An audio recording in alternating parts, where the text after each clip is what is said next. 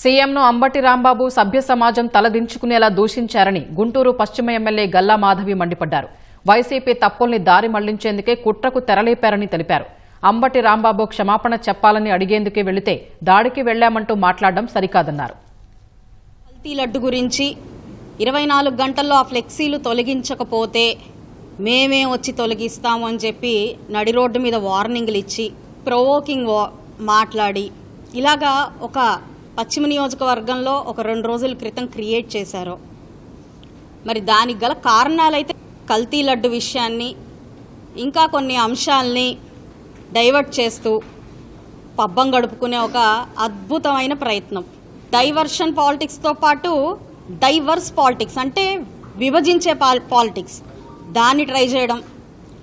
అయితే ప్రవోక్ చేస్తే వచ్చేస్తారా, మాట్లాడితే అనేస్తారా, బూతులు తిడితే అడగడానికి వచ్చేస్తారా అని అంటే ఇంక ఇప్పుడు కూడా అడగకపోతే మిమ్మల్ని ఓడించింది ఎందుకు? అడుగుతామనే కదా, అడగడానికే కదా నేను వచ్చాను. చేతులు 2 ఇలా పట్టుకొని కట్టుకొని నేను వచ్చాను. దాడికే దిగాలంటే నేను రావాల్సిన పనే ఉంది. మీరు పార్టీ ఆఫీస్ మీద ప్రత్యక్షంగా లేకుండా చేయించారే, అలా చేస్తాను కదా. అక్కడ నేను రావాల్సిన అవసరం ఏమన్నా ఉందా? మరి ఒక సీఎంని సభ్య సమాజం తలదించుకునే మాటలు అన్నారు, శిక్షార్హులు దీనికి. మీరు అది అడగడానికి నేను వచ్చాను. నేను వెళ్తున్నాను అని చెప్పి కుటుంబంలో నా భర్తకు చెప్పి నేను బయలుదేరాను. మరి మీరు అన్నారు మా నాన్నగారు దేనికి భయపడరు, కానీ మేము ఎలా ఉంటామో అనే భయం మాత్రం, మమ్మల్ని ఏమన్నా చేస్తారేమోనన్న భయం మాత్రం మాకు వచ్చింది అని వాళ్ళ అమ్మాయి మాట్లాడారు. మరి మా కుటుంబాల్లో మహిళల మీద ఏమన్నా జరుగుతుందేమోనన్న భయం మా ఇంట్లో మా మగవాళ్ళకు ఉండదా? అలాగా మీరు ఏదైనా చేస్తారన్న భయంతో నా భర్త వచ్చారు.